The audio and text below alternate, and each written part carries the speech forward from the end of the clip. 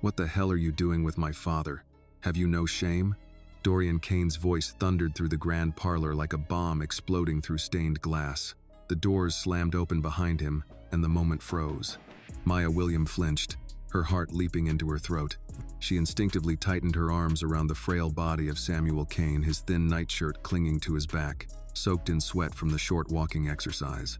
She had just helped him to his feet, guiding him across the living room, when his knees buckled and she caught him, his face inches from her chest.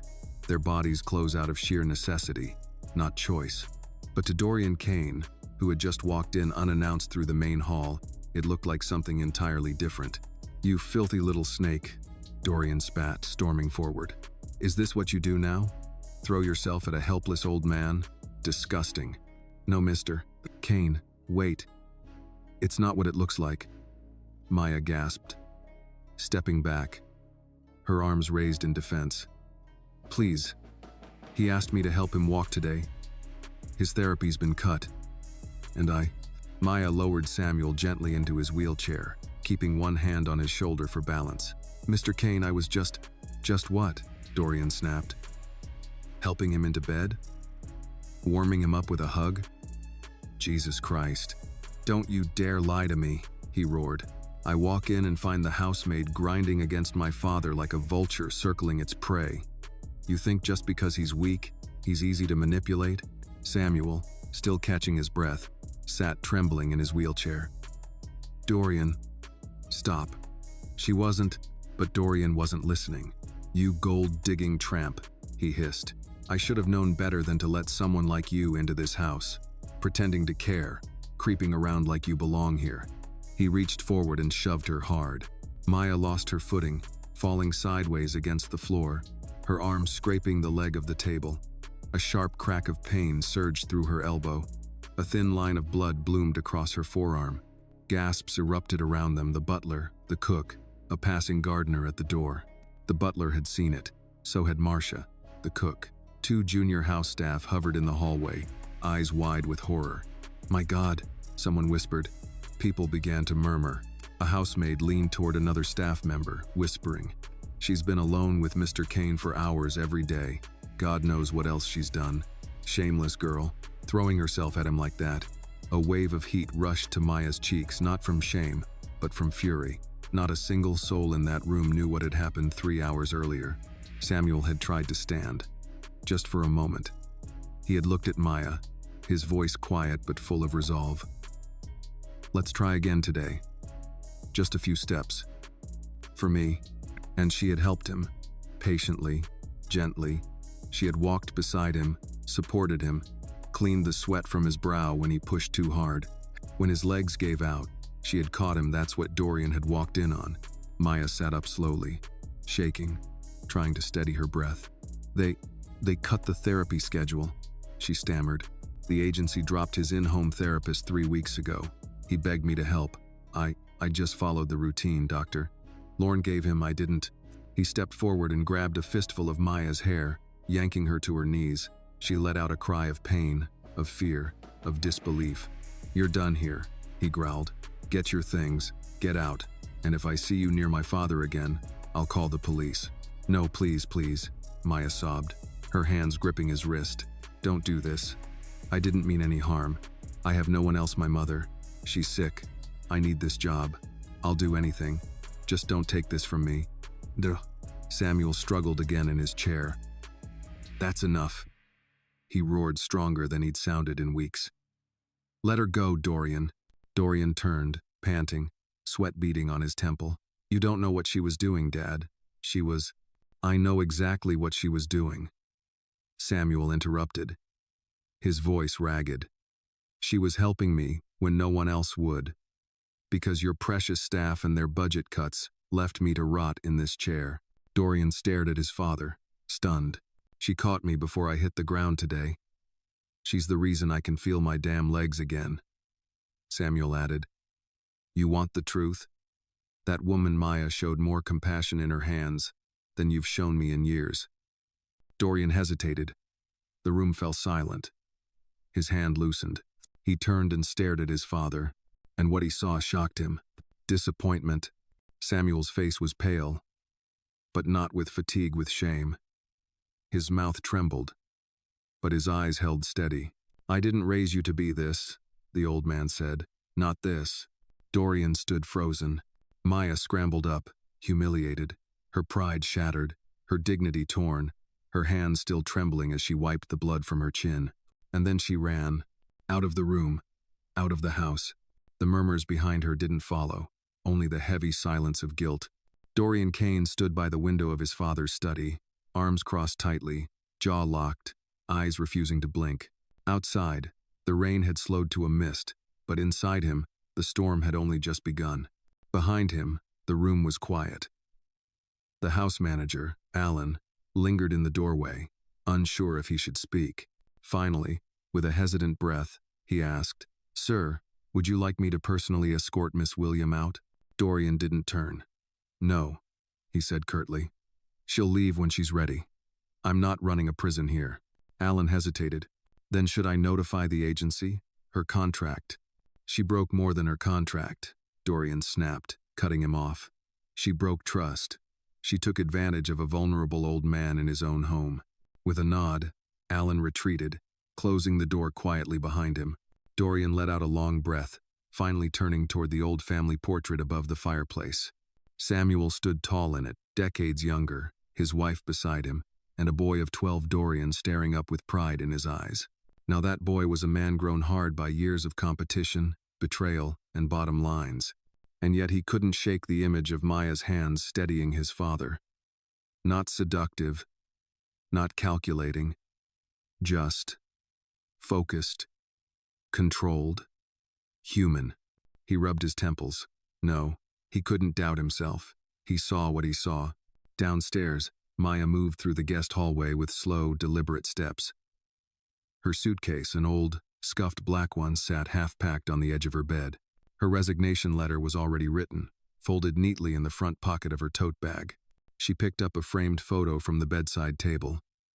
Her mother, back in Georgia, standing in front of the small house they had nearly lost twice. Maya had sent half her paychecks home, every month, without fail. Working for the Kanes wasn't a privilege, it was a necessity. Until now.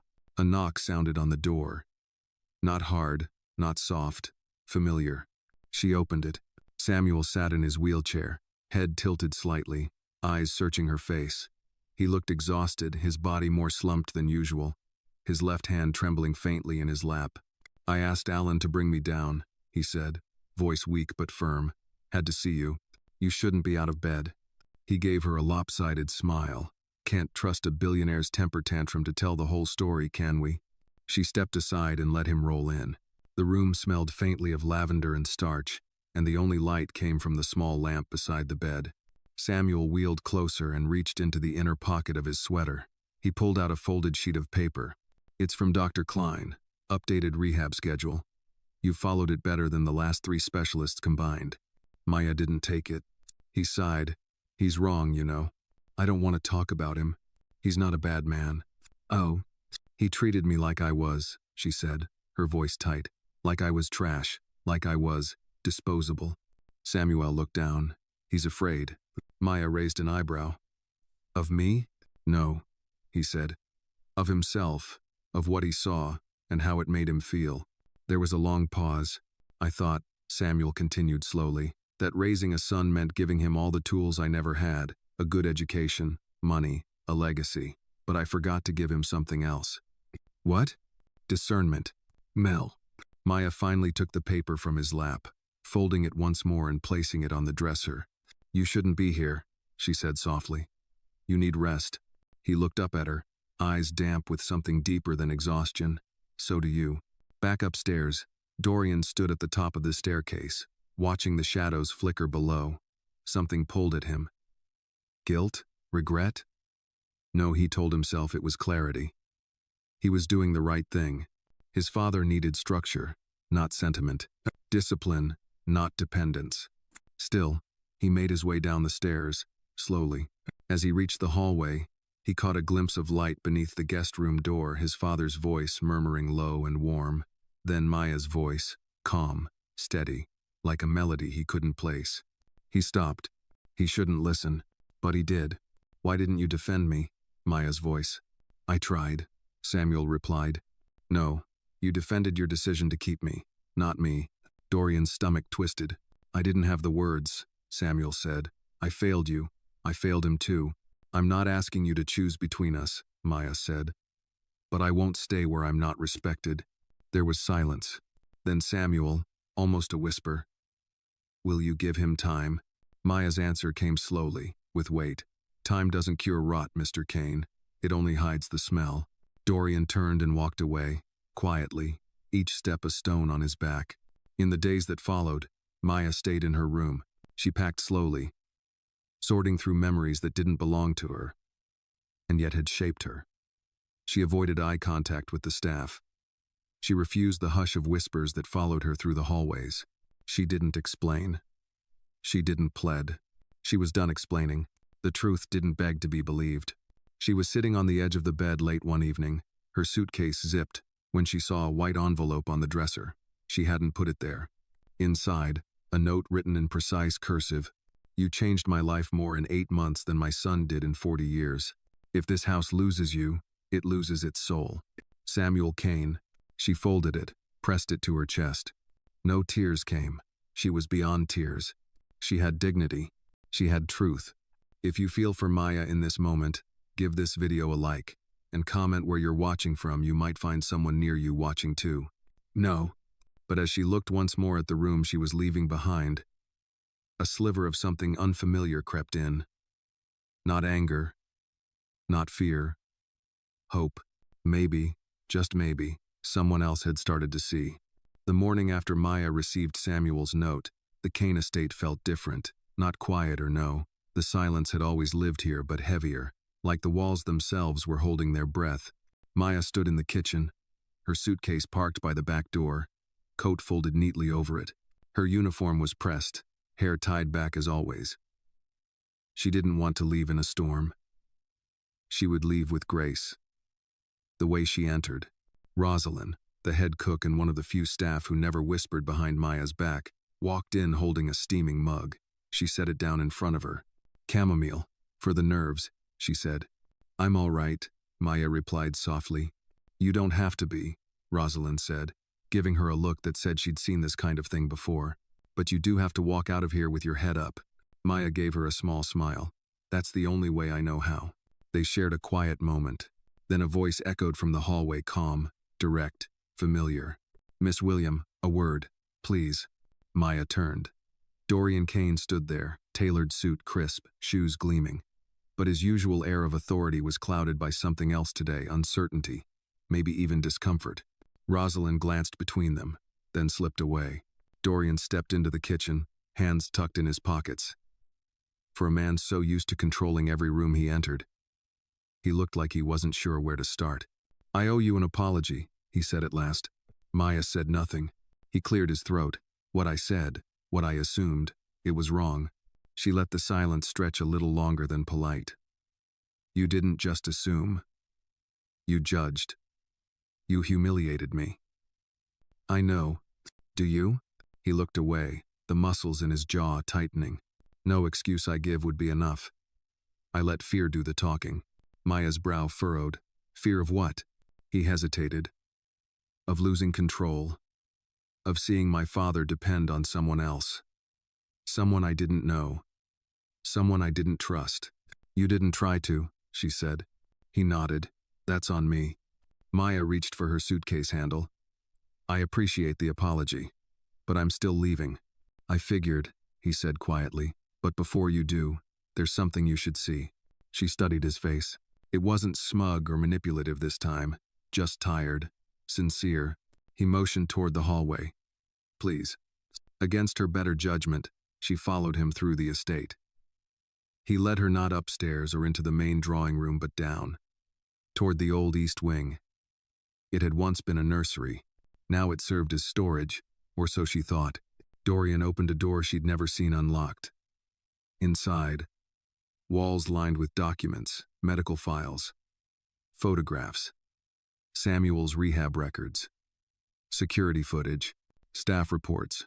This is where I manage my father's care when I'm not here, Dorian said. Surveillance, logs, everything. I review it all. But I hadn't looked through the last 3 months. He walked over to the monitor, tapped a few keys, and pulled up footage from the living room 3 days ago. It showed Maya gently encouraging Samuel as he took his first steps unaided. She stood behind him, hands ready but never clutching. She didn't rush him. She didn't praise herself, just offered soft words of support. Then footage from the kitchen, Samuel laughing, something rare and raspy. Maya was showing him how to make scrambled eggs with one hand, the way she guided him, not like a servant, not even like a nurse but like a friend. Then footage from the very moment Dorian had walked in and exploded. The angle showed clearly. Samuel had begun to collapse. Maya caught him, her arms wrapped around him purely for support. The intimacy Dorian thought he saw wasn't there. He let the video play.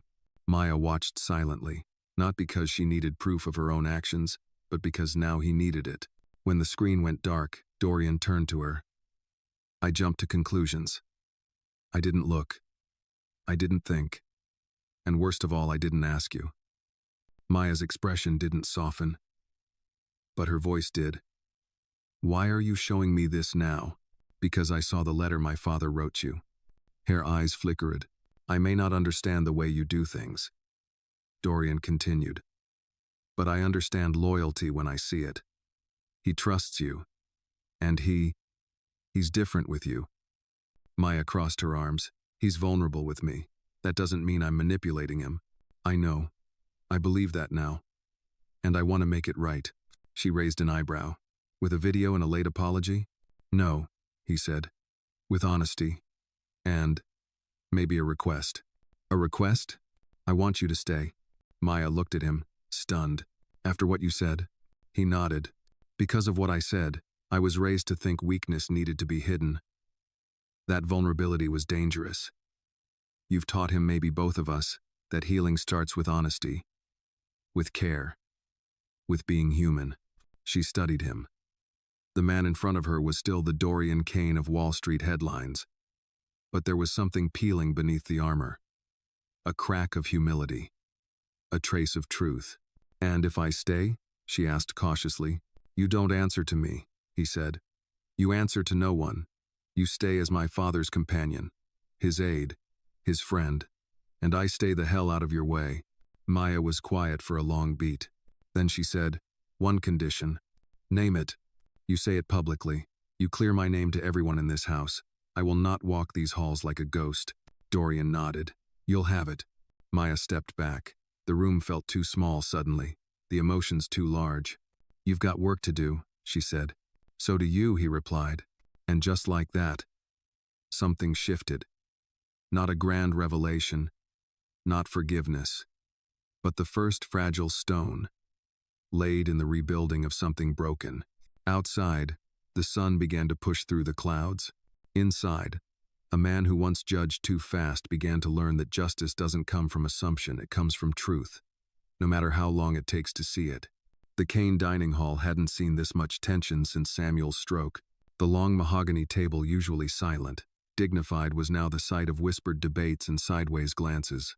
Dorian stood at the head, arms firm at his sides, his voice level but clear. Before anyone else speaks another word behind closed doors, I'll say this plainly. Maya William is not leaving this house. She never should have been asked to. Around him, the room froze. Staff members looked at one another nervously. A few lowered their eyes. Others looked stunned. And Rosalind, from the far end, cracked the ghost of a smile. Maya stood to the side, spine straight, not out of pride but necessity. Even now, the murmurs didn't stop. Her skin still bore the weight of suspicion, of lies whispered with confidence. But now finally she wasn't the only one speaking the truth aloud. Dorian continued. Every assumption I made was based on a lie I told myself. That my father was too weak to know who to trust. That I was the only one who could protect him. I was wrong. He trusted her. I failed them both. He paused, allowing the weight of his words to settle. Let me be absolutely clear. Maya William acted with integrity, patience, and care. If anyone here has a problem with that, it's your problem, not hers. Rosalind stepped forward first, setting down the tray she had been holding. Then I think we owe her more than just silence, Mr. Kane. A soft wave of nods followed. Not everyone, but enough. Maya's chest rose slowly with breath. Her eyes met Dorian's for just a second, and he gave a brief, barely perceptible nod, a gesture that said, this was only the beginning. Later that afternoon, Maya returned to the sunroom, her favorite place in the house. Samuel sat there, a book in his lap, blanket over his legs, the sun warming his face. She hadn't spoken to him since the meeting. Not really. They had shared space, but not words. Quite the press conference, he said without opening his eyes. Maya chuckled, easing into the chair beside him. He rehearsed. He's his mother's son, after all. She always knew how to command a room. A moment passed. Why did you ask me to stay? She asked. Samuel turned his head slightly toward her. Because I'm still alive, Maya. And people who are alive don't need pity. We need purpose. You could have found someone else. I didn't want someone else. His voice was quiet. I wanted you. You didn't treat me like a project. You treated me like a man learning to walk again.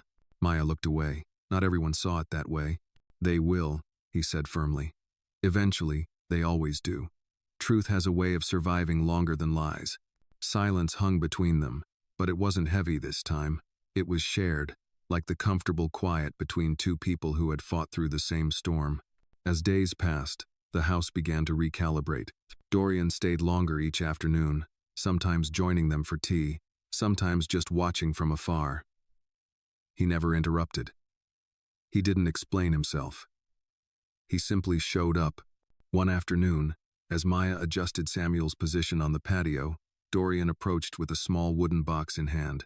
I found this in storage, he said, setting it gently on the table. Thought it might belong in the sunlight. Maya opened it slowly. Inside were photographs, dozens of them, of Samuel's younger years. Black and white prints of a stronger man, full of energy, posing beside fast cars, smiling at his late wife, holding a tiny, serious-eyed toddler who would grow into Dorian himself. Samuel blinked hard. I thought these were lost. You kept saying that, Dorian said. But they were right where you left them. You just forgot where to look. Maya picked one up. Samuel, hair windblown, holding a fishing rod, laughter frozen in time. She handed it to him gently. Maybe we should frame a few, she said. Samuel nodded slowly. I'd like that.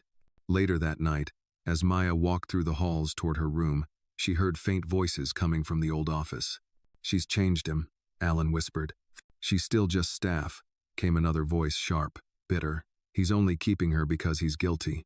Maya didn't slow down. She didn't knock. She didn't need to. She had heard worse.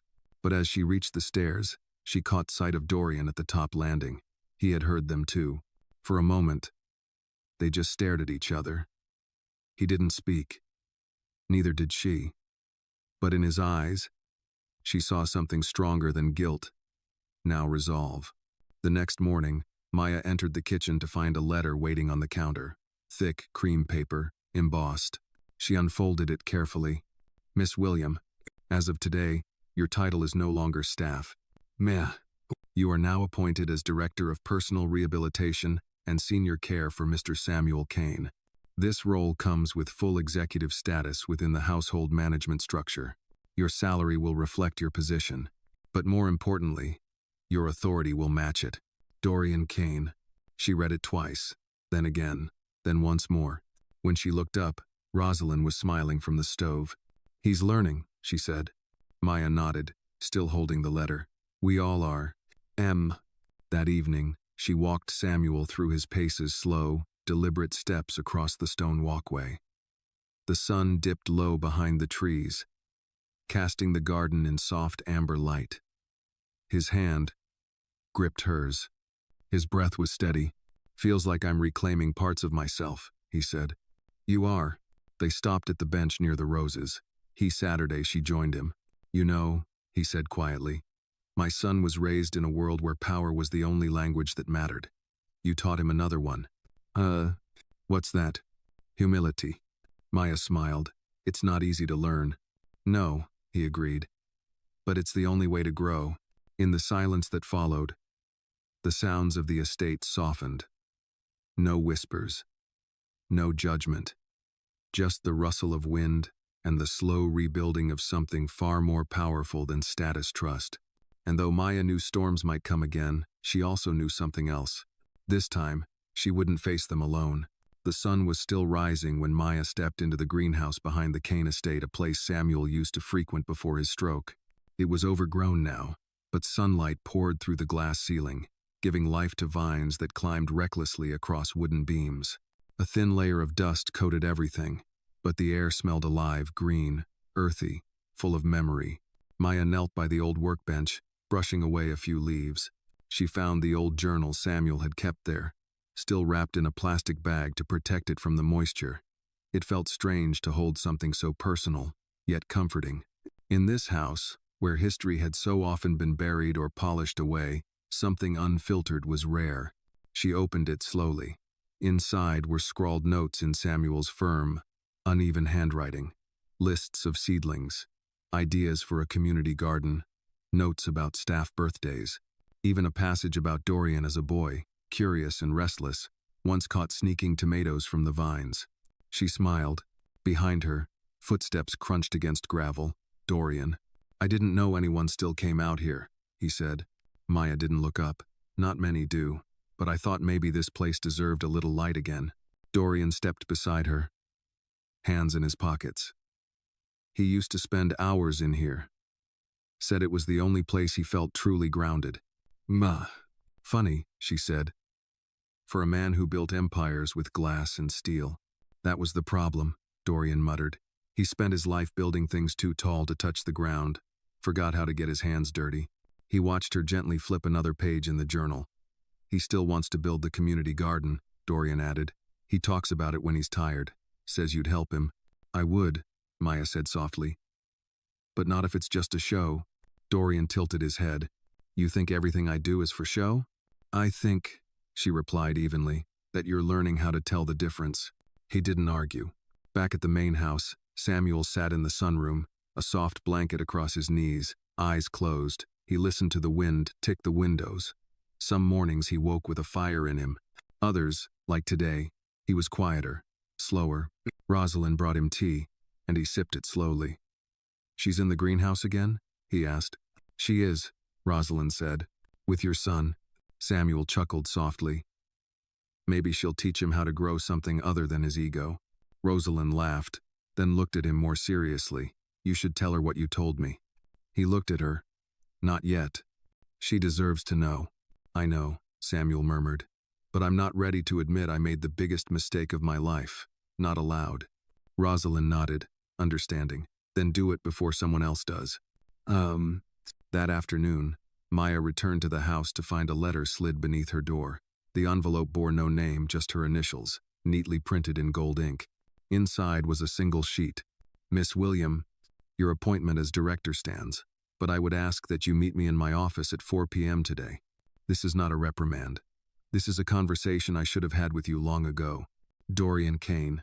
At 4 p.m. sharp, she knocked once and entered. Dorian sat behind the wide oak desk, the same one his father had used for years. But the way he sat now, more grounded, less guarded, made him seem like a different man. He gestured to the chair across from him. Please. Maya sat, crossing her legs neatly. What is it you want to talk about? He took a breath. I've been reviewing the estate finances. That's not part of my department. It is now, he said, because part of my father's legacy is about to get a second life. And I want you involved. She raised an eyebrow. Go on. He leaned forward. I'm opening the community garden. Not for PR. Not for headlines. For real people. And I want you to manage it. Maya blinked, surprised. I want it to be more than vegetables, he continued. A place for the elderly, for veterans, for kids who never had a backyard. A place where people learn how to grow something together. Maya sat back slowly. That's a lot of trust for someone you nearly fired. Nah, it's exactly because I nearly fired you, Dorian said. You showed more character in the worst moment of your life than most people show in a lifetime. She considered him. This garden, it'll need support, tools, funding, outreach. You'll have it, full control. Hire who you want, fire who you don't. Maya thought for a long moment, then nodded. All right, he blinked. Just like that? I told you once, I don't need apologies. I need actions. This is a start. He smiled faintly. Then we begin. That evening, Samuel sat beside the fireplace. He had asked to be wheeled there, insisting on feeling the warmth of real flame instead of sunlight. Maya joined him. I hear you've been recruited into gardening again, he said, a twinkle in his eye. She smiled. I hear you planted the first seed long ago. They sat quietly. Then he said, there's something I've been avoiding telling you. She looked at him. When you first came here, he began, voice slower now. I didn't hire you just for your resume. I hired you because you reminded me of someone. Who? My sister. She died when I was a teenager. She was strong, clear-eyed. She didn't flinch when the world was cruel. You carry that same fire. Maya swallowed. I didn't know. You weren't supposed to. But I think.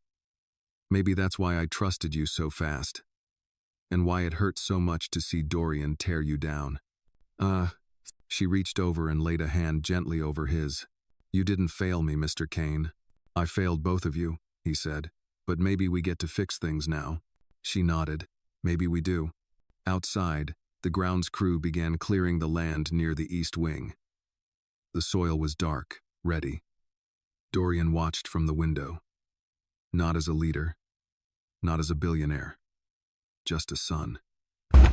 A man finally learning how to plant something real. Maya stepped beside him, arms crossed. You think it'll grow? He asked. She answered without hesitation. Only if we nurture it. The first day of work on the community garden began with a morning fog blanketing the Kane estate. Mist curled low over the fields behind the east wing, wrapping the land in a hush. Maya stood at the edge of the marked-off plot, boots damp, arms crossed over a soft flannel coat. This was no longer just a garden, it was a promise. She breathed in the cool, earthy air as trucks began arriving, some bringing compost, others tools and seedlings. Dorian had kept his word. Everything she requested was delivered, from irrigation kits to accessible pathways for elderly visitors.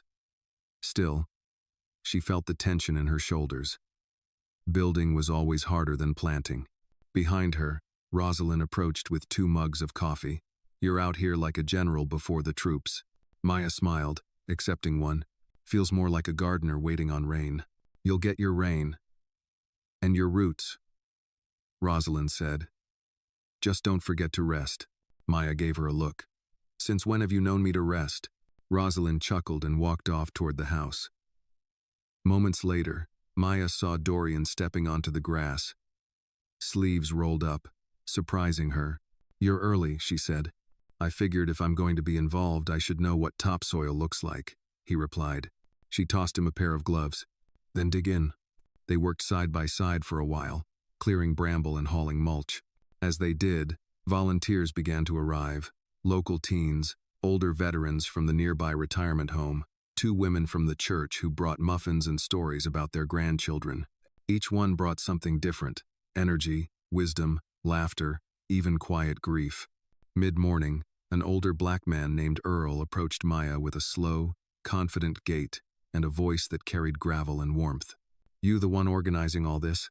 Yes, sir, Maya said, offering her hand. Maya William. He shook it firmly. Name's Earl. I fought in Nam. Came back and never had soil to call mine. Figured I'd give yours a try. Maya smiled. You're more than welcome. He glanced at the rows she had outlined. You know, the soil remembers everything.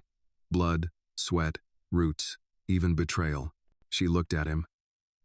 You think it'll forgive us? He shrugged. Not its job to forgive, just to give us another chance. That stayed with her. By noon, the plot was humming with life. Children dug furrows and dropped seeds like treasure. Elders leaned on canes and pointed out where the sun would fall best. Maya moved through it all like a quiet current, guiding, adjusting, encouraging. This was what she was meant for. Not just caregiving, but cultivating. Lives. Second chances. In the distance, Samuel sat in a wheelchair under a canopy, watching it unfold. Dorian stood beside him. You see what she's done in a day? Samuel said. I see it, Dorian replied, shielding his eyes from the Sunday. She's built more community in 6 hours than this family's done in 60 years. Dorian looked over at Maya, She was laughing with a boy who had accidentally sprayed her with the hose. Her face, usually reserved, was lit with ease. "She makes it look effortless," he murmured. Samuel glanced at him. "You should tell her that. Men like you wait too long, and then wonder why the world doesn't wait back." Dorian was quiet. Later, as the volunteers packed up and the sun dipped lower, Maya stayed behind to sweep the shed floor and stack the unused tools. Dorian entered quietly, holding a folded paper in his hand. "Busy as ever," he said. She glanced up. "You get used to the rhythm. The land tells you what it needs." He held out the paper. "Found this in one of Dad's old ledgers. Thought you should have it." "Huh." She unfolded it carefully. It was a page from Samuel's garden journal. "Maya sees people, not roles, not histories, just hearts. I don't think I've ever been seen that way before." Maya swallowed hard. "He wrote this? Months ago. Before the stroke. Before everything." She handed it back. "He should keep it." "No," Dorian said softly. "He wanted you to have it. He just didn't know how to say it." They stood in silence for a beat. Then Maya said, "You've changed." Trying to," he admitted. "Truth is, I never really knew who I was outside of control, power, business. And now? Now, I'm trying to be someone worth trusting." Maya met his eyes. "It's not about perfection. It's about showing up, and you've been doing that." A breeze drifted through the open shed door, carrying the scent of turned earth and hope. "I want this garden to be permanent," Dorian said. "Part of the Kane legacy." "Then stop calling it that," Maya said gently. "Make it part of the community's legacy." He smiled. "You're right," she added. "Put a plaque near the gate. For the hands who came before us. That way, no one forgets why it matters." Dorian looked at her for a long time.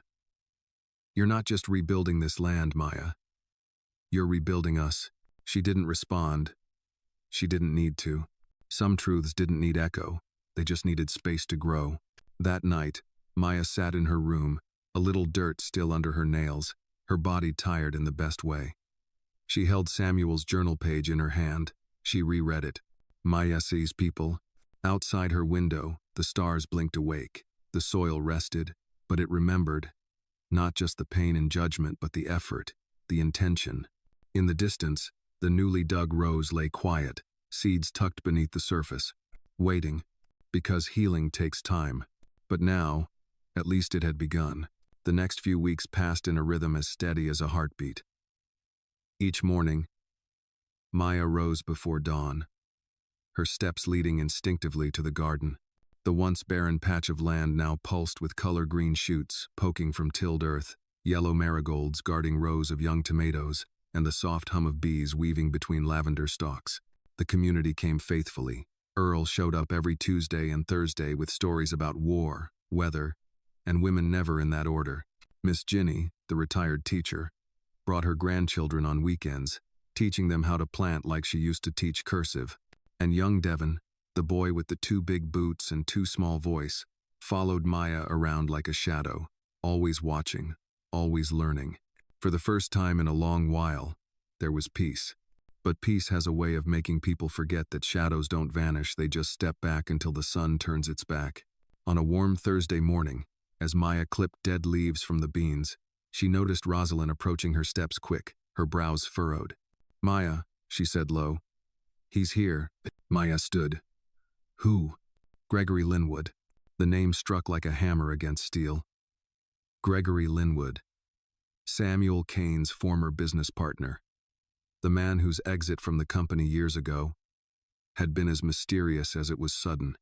The same man rumored to have tried and failed to buy out Kane Industries before Dorian took the reins. "What does he want?" Maya asked. "Claims he's here to check on Samuel," Rosalind said. Her voice dipped in distaste. "But he didn't even ask about him first. Went straight to Dorian's office." Maya nodded once, wiping her hands on her apron. "I'll keep an eye out." Inside the main house, tension grew as Linwood lingered. He was all expensive cologne and white teeth, wearing success like a costume 2 sizes too big. When Maya saw him in the hall, he gave her a once-over, smirked, and said, "So you're the one playing nursemaid and gardener now. Quite the resume." She met his gaze evenly. "And you're still playing Parasite. How's that working out for you?" His smirk faltered, but only for a second. That afternoon, Dorian called for Maya. She entered the office to find him standing by the window, his hands tucked into his pockets, a stance she now recognized as a sign of inner conflict. "He wants to invest in the garden," Dorian said without turning. Maya blinked. "Linwood? Claims it'll improve his public image. Says he wants to give back to the community." She folded her arms. "And what do you think?" "I think he smells opportunity, not generosity." Dorian turned to face her. "But he also offered a hefty donation, enough to expand the garden, build a greenhouse, start a mobile program for underserved neighborhoods." Maya narrowed her eyes. "At what cost?" "He wants naming rights." There it was, the hook beneath the honey. "I won't let him turn this into a billboard," she said firmly. "This place was born out of something real. It can't be sold." Dorian nodded slowly. "I thought you'd say that. Then why consider it?" "Because this house, this legacy, still bleeds money. And I'm trying to keep it alive without bleeding people." Maya's voice softened. "There are other ways." Dorian looked at her. "You really believe that?" She stepped forward. "Yes, because I believe in what we've built, and I believe in the people who show up every day with nothing but their hands and hope." He studied her, then nodded once. "Then we'll find another way." But Linwood wasn't done. The next day, he returned not with money, but with leverage. He came during lunch, strolling into the garden in a pressed linen suit that didn't belong anywhere near dirt. He smiled at the volunteers, shook hands, took pictures. Then he approached Maya. "You know," he said conversationally, "I'd hate for anyone to dig too deep into your past. Sometimes roots grow in places they shouldn't." Maya's spine stiffened. "Is that a threat?" "A friendly warning," he replied. "Dorian may trust you, but trust is fickle. And the media, well, they love a good story, especially when it involves redemption." She stared at him. "Do what you have to. But I won't sell the truth to keep your secrets." He leaned closer. "Then I hope you're ready for the consequences." That night, Maya sat alone on the back porch, watching the fireflies dance through the twilight. Her fingers trembled slightly as she held a cup of tea. She hadn't thought about her past in years. Not since she buried her younger brother. Not since the court case. Not since starting over. She had rebuilt her life with honesty, with labor, with love. But she knew how fragile peace could be when someone was willing to poison the well. The door creaked open behind her. "Dorian. I heard he cornered you," he said, sitting beside her. She nodded. "He's going to come after me." Dorian looked at her. "Then we stand in front of you." Her brows furrowed. "We?" He turned to face her fully. "Me. My father. Rosalind. This house. You're not alone, Maya. Not anymore." Her throat tightened, but she held back tears. "I don't want this garden tainted." "It won't be," he said. "I've already called our legal team. We're going to expose him before he gets the chance to dig. The press won't see a scandal, they'll see a bully." Maya exhaled. "You're risking a lot." He shrugged. "Some things are worth it." "Me too." And for the first time in years, Maya believed someone else might finally see her for who she truly was, not a woman hiding from her past, but one fighting to protect her future. The storm was coming, but this time, she wouldn't weather it alone. Maya stood in the kitchen early Friday morning, her hands wrapped around a warm mug of coffee. Outside the window, the garden glistened with dew, untouched by the storm she knew was circling. It was peaceful, the kind of peace that made your skin tense, like the air just before thunder rolls. She didn't have to wait long. By 9 a.m., her phone buzzed on the counter. A text from Rosalind. "You need to see this." Maya tapped the link Rosalind had sent. It opened to a local news site, one known for sensational headlines and half-baked reporting. But the article was crystal clear in its intent. Kane Estate garden director has criminal past. Court records reveal. Shocking truth about woman behind the community project. Maya's heart dropped. They had dug it up. A sealed juvenile record. Years ago, she had taken the fall for her brother, who'd stolen medication for their dying mother. He was 17. She was 19 and already working 2 jobs. The system hadn't cared about context, only charges. She'd served probation, cleaned her record, and kept her head down. Now it was back, and it had claws. Her phone rang again, this time it was Dorian. "I saw it," he said immediately. "We're handling it." "How bad is it?" she asked, voice flat. "They're framing it like a deception, that we failed to vet leadership. But more than that, Linwood's using it to call into question the entire Kane legacy. He's suggesting this garden is a PR stunt to clean the family's image run by someone with a history of manipulation. His words. Maya closed her eyes. They won't care about the truth. We will, Dorian said. I've already scheduled a press conference for this evening. You'll have the chance to speak if you want. She hesitated. And if I don't, I'll speak for you. No, Maya said. If this is my story, I need to be the one to tell it. That evening, the Kane Estate's east lawn was transformed. The media gathered behind velvet ropes. Cameras aligned like weapons. Volunteers stood at the back in support, forming a quiet wall of solidarity. Samuel Kane sat near the front, his expression calm, unreadable. Maya stood behind the podium, a soft breeze tugging at her braid. She wore no makeup, no polish, just herself. The murmurs died as she leaned into the microphone. I'm Maya William, she began, voice clear and unwavering.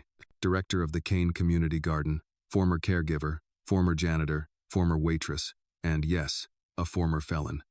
The reporters stirred. Some leaned forward, waiting for the defensive spin they expected. I was 19, she continued. My younger brother stole prescription medicine for our mother, who was dying at home. I was the only adult in the house. When the police came, he panicked. I took responsibility. I don't say that to excuse it, I say it because it's the truth. No. Maya paused, scanning the crowd. I paid my debt. Not just to the court, but to my own soul. I've spent every day since building a life out of that mistake. Not hiding from it, but learning from it. And what I've learned is this. People don't need perfect heroes. They need honest ones. She glanced toward Samuel, then Dorian. This garden was never about image. It was never about legacy. It was about roots. About giving people a place to grow, even if the world once told them they didn't belong. If that disqualifies me in your eyes, so be it. But it won't stop me from showing up tomorrow, with a shovel in one hand and hope in the other. Silence. Then a single clap. Earl, the Vietnam vet, stepped forward from the crowd, clapping slowly, his face solemn. Then Ginny, then Devon, then others. Within seconds, the lawn echoed with applause, not polite, not forced, but full-hearted. Maya stepped back, her chest tight. Dorian took her place at the podium. If anyone still doubts Maya Williams' place in this community, you're welcome to leave, because she's not going anywhere, and neither is this garden. Linwood was nowhere in sight, but the silence of his absence said everything. Later that night, Maya sat on the edge of the greenhouse, her fingers gently brushing over a sprouted basil leaf. The moon was high, silvering the rows of earth. Dorian approached quietly, handing her a mug of tea. You told your story better than any press release ever could. She nodded. It wasn't for them. It was for me. He sat beside her. You know, my father once told me that vulnerability is the most terrifying kind of power, because it requires trust in people who might not deserve it. Your father's wiser than he lets on, Dorian chuckled. He has his moments. No.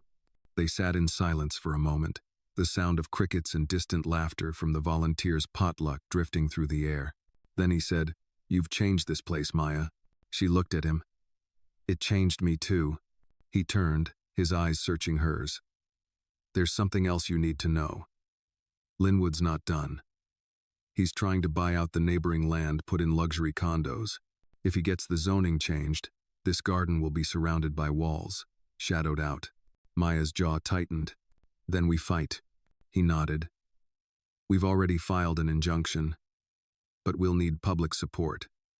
Signatures. Media. This could get ugly. She sipped her tea. Ugly doesn't scare me. Not anymore. He looked at her, admiration evident. Why not? Because I've seen uglier, she said, and I'm still standing. The garden around them was quiet now, resting. But Maya knew the next battle wouldn't wait long. They had planted roots. Now they had to protect them. The weekend that followed Maya's public speech was a whirlwind of movement and intention. The garden had never been busier. Not with weeds or shovels, but with people, neighbors, volunteers, old friends of the Kane family, and newcomers who had read the headlines and decided to show up. Some brought food, others brought signs, and many brought their own stories of redemption, injustice, and hope. Maya barely had a moment to breathe, but she didn't complain. She worked the rows with Devon, taught Miss Ginny's grandchildren how to stake the tomatoes, and met with Dorian every evening to go over the campaign plan. Because that's what it had become now, a campaign. Linwood had filed official paperwork to rezone the adjacent property for commercial development. His plans were slick. The renderings glossy glass towers with rooftop pools, boutique shopping centers, and underground parking. On paper, it was urban revitalization. In practice, it would kill the garden's sunlight and price out the community Maya had just begun to build. On Monday morning, Maya found herself sitting in a church basement across from Reverend Thomas Green, a barrel-chested man with a voice like gravel and thunder. His congregation was one of the largest in the county, and his word carried weight beyond the pulpit. "We've always supported causes with soul," he said, stirring sugar into his coffee. "But this garden? This feels like justice rooted in dirt." "That's exactly what it is," Maya said, her hands folded tightly on the table. "We're not just growing vegetables, we're growing dignity." He looked at her, thoughtful. "You've got my support. I'll speak on Sunday. But Maya, Linwood has deep pockets. That man could buy his way into heaven if he thought it came with beachfront property." "I don't need to outspend him," she replied. "I just need to outlast him." By Wednesday, yard signs began appearing across town. "Save the garden, save our soil." Rosalind helped organize a letter-writing campaign, and Earl got local veterans involved. Devon's high school started a student-led fundraiser. Even Samuel, in one of his rare lucid evenings, dictated a statement that Dorian posted to the Kane Foundation's site. "This garden is not about profit. It's about healing. I may be old, but I know what matters. And this matters." But Linwood was never one to play fair. That Friday, the town council held a zoning hearing. Maya sat in the front row, her palms damp, knees steady. The chamber buzzed with tension. Linwood arrived late, sauntering in with 2 attorneys in tow. He greeted people like a politician's smiles that didn't reach his eyes. When it was Maya's turn to speak, she stepped up to the microphone with no notes, no script. "This isn't about property," she began. "It's about people. It's about kids who come to our garden after school because it's the only green space they have. It's about elders who share stories while planting collard greens. It's about a man in a wheelchair who said the soil made him feel alive again." She looked around the room, catching the eyes of the council members. "I know what Linwood's offering looks shiny, but you can't build legacy on shadows, and you can't replace sunlight with steel." The applause that followed was brief but honest. Then Linwood's attorney stood.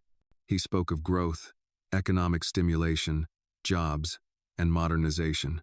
He said words like inevitable progress and market demand, but none of it felt rooted. It felt corporate, hollow. Afterward, the council announced they would take a week to deliberate. As Maya walked out into the parking lot, Linwood caught up with her. "You made quite the speech," he said, voice coated in false charm.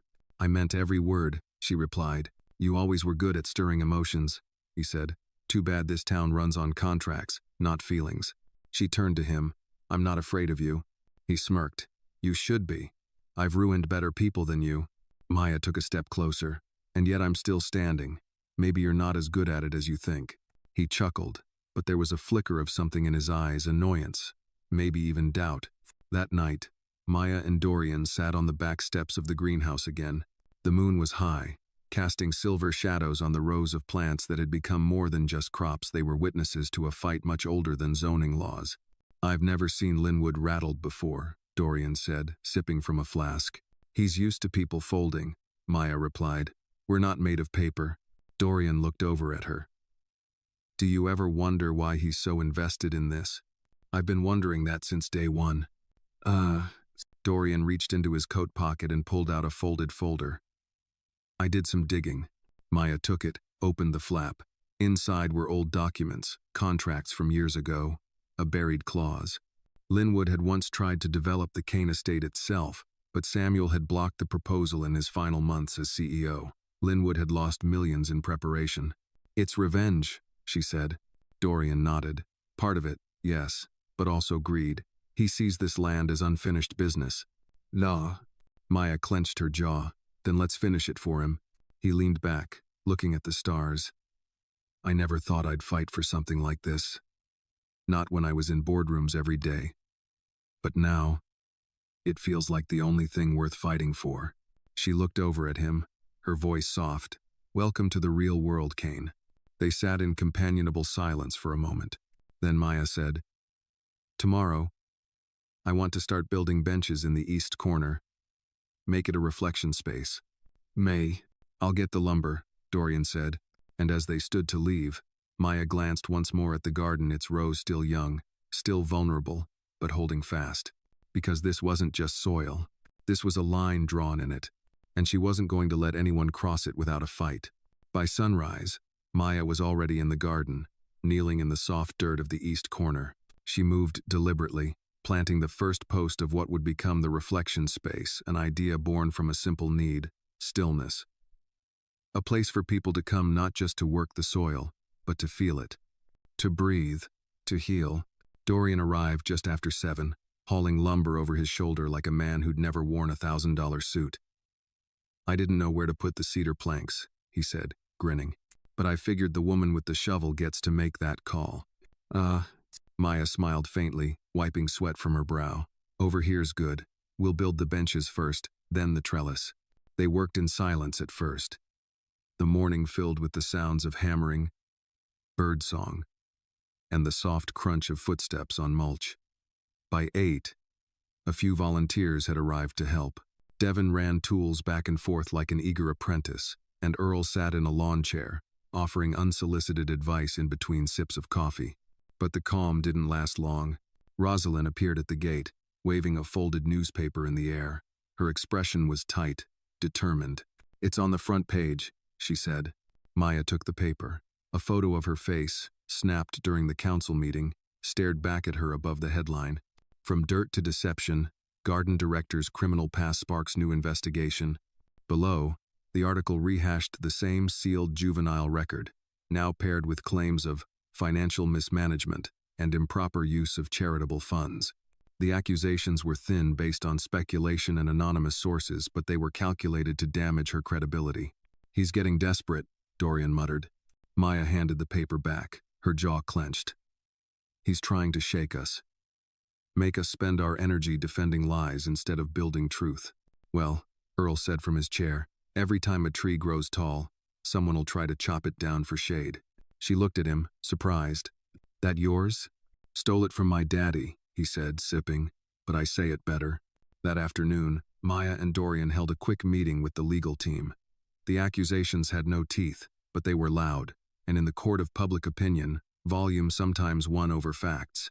The lawyers advised silence, but Maya had learned by now that silence could be twisted into guilt. We respond on our terms, she said, with truth, with dignity.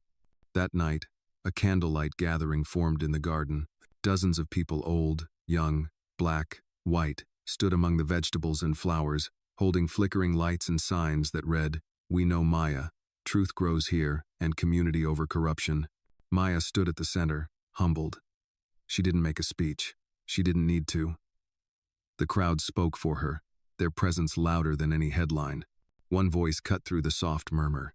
I knew her when she worked 3 jobs to pay for her mother's medication, said an older woman named Clarice, her voice trembling. She wasn't a criminal. She was a kid, trying to keep her family together. More voices joined testimonials, memories, moments, a mosaic of trust. The next morning, a new video began circulating online. Someone had recorded the vigil and edited it with clips from Maya's earlier speech, the garden's growth over the months, and snippets of the community members speaking in her defense. It was raw, moving, and it went viral. Thousands of shares, comments flooding in. Hashtags like number rooted in truth and number stand with Maya trended locally, then regionally. Maya watched it alone, sitting on the bench she and Dorian had finished the day before. Her hands were calloused, her back sore, but her heart was full. Dorian found her there. You're officially a symbol now, he said, holding out his phone. Congratulations, rebel. She shook her head. This was never about me. He sat beside her. Maybe not. But your story is giving people something to believe in. Just then, Samuel appeared. walking slowly with the help of his cane. He wore a cardigan, a soft cap, and a stubborn look in his eyes. "You two planning to sit there all day?" he said. "Or are we building something?" Maya stood quickly. "Mr. Kane, you should be resting." "I've rested long enough," he cut in.